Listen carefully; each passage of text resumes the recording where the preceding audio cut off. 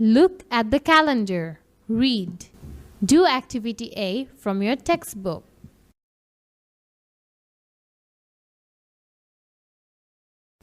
Look at the calendar. Read. Do activity A from your textbook.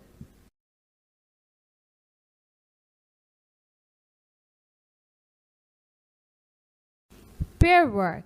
Answer the questions. What month is it?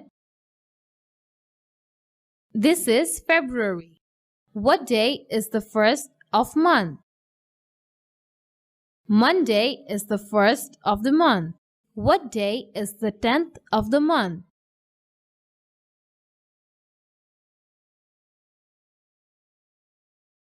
What is the last day of the month? Monday is the last day of the month. Is it a leap year? Yes, it is a leap year. How many weekends are there in the month? There are 4 weekends in the month. Group work. Find a calendar. Count the number of days in each month. Do activity C from your textbook.